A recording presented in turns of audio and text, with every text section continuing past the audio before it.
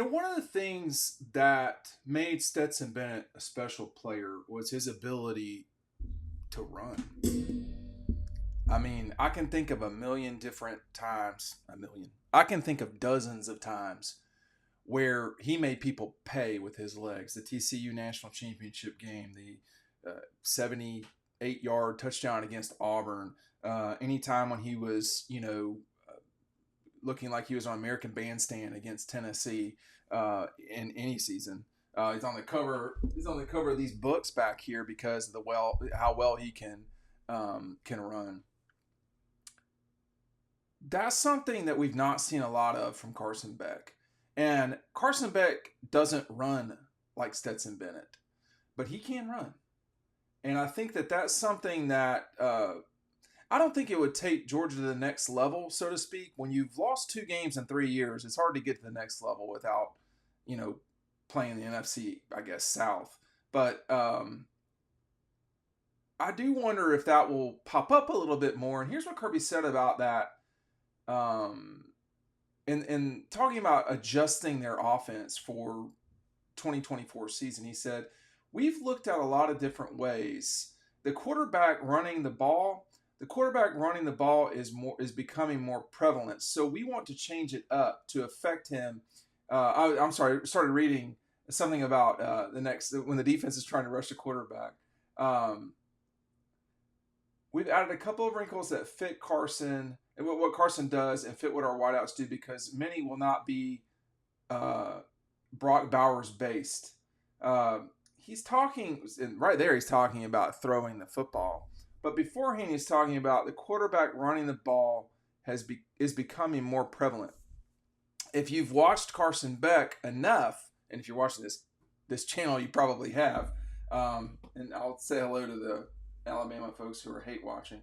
But if you watch Carson enough, you know he can run effectively. He is a far better runner than JT Daniels. He's a far better runner than guys like JT, David Green, Jake Fromm, guys like that. He is not Stetson, Matthew, DJ. To some degree, I would say he is. I would say Aaron Murray was a better runner than Carson Beck, but I think they're both in the same universe. And what happened after a while, going backwards here, in 2010, Aaron about got his head completely knocked off in the Tennessee game. And I believe that was about it for him running the football. Now, that wasn't completely it for him running it, but it was about it. And, that's what you don't want to have happen is your guy. This was before targeting. Targeting came in 2013. And, you could still hit someone really hard and not get called for targeting. And that's what happened on this play right here. And Mike and Coach Rick were like, nope, we're not doing that anymore. Here's the image. After this, Aaron didn't run the ball very much anymore. I mean, he's getting popped right there. Do you want now that is a textbook 15-yard penalty. You get thrown out of the game. Now, back then you didn't. Back when Aaron played, they were men. I expect a text message about that one. Look, I don't know what's going to happen with Carson Beck in terms of running the football, but I know that was a massive part of what Georgia did at the time. And when you look at everyone who is coming to the program since at quarterback, the transfer from Arizona State, Puglisi, Stockton, those guys can all really, really run. Carson Beck is not someone I would call someone who can really, really run. Carson Beck can run well, though. And I think if you do it enough, that's something that's problematic for the other team. Mike Bobo's offense is typically, now with Shock it was different, and a little bit with Matthew it was different. They typically don't run the quarterback a ton. And that can be in your advantage too. If Carson Beck had 2 runs a game, now not sacks, 2 forward runs that gain yards, even if they were 5 yards or even 6, Hudson Mason, talking about Mike Bobo. Hudson Mason was a pretty effective runner of the football. Pretty effective runner with the football. And you don't, what defenses were scared to death of Stetson about was they didn't know when he was going to run. With Carson, the situation with Carson, you can choose when he runs. They're not going to cover it. They're not going to cover it like they did with Stetson Bennett. And, I'd rather have Stetson running the ball. I think everybody would. But in terms of it doesn't mean because you have a quarterback that's less gifted or more limited running the ball than the previous person, it doesn't mean you can't still run it. But I think if you do it just a little bit, it opens up opportunities in the game where you can really hurt people. Brady Cook at Mizzou, he's a really good runner of the football. It's such a big part of where we are today. When you look at, Brady Cook at Mizzou, the Clemson quarterback, I don't know about Quinn Ewers. That's a good question. Clearly, Jalen Milroe. No question about that. That guy is as gifted a runner.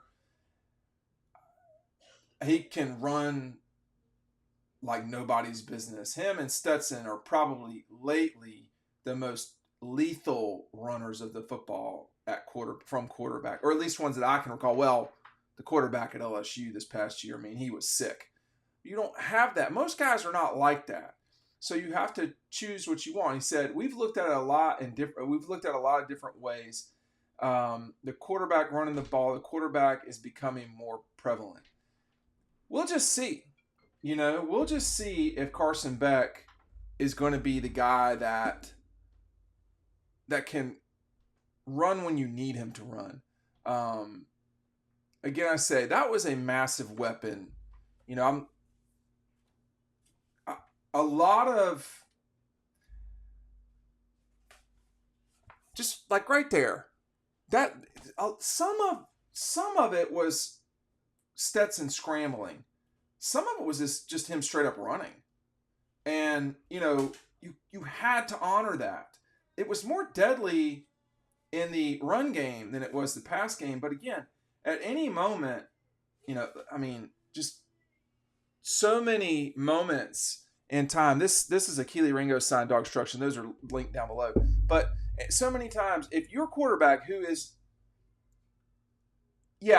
someone's supposed to watch him, but over time in the third quarter, guys forget about that. And I think that's when on a, third and five, if Carson can scramble like he did against, I think it was Ole Miss. If Carson scrambles like he did, it was a night game. So it was either Kentucky or Ole Miss where he really ran the ball, I would say, effectively. That's, in my opinion, that's really all you need. Because with the way that with how effective he is passing, he had, it was Ole Miss.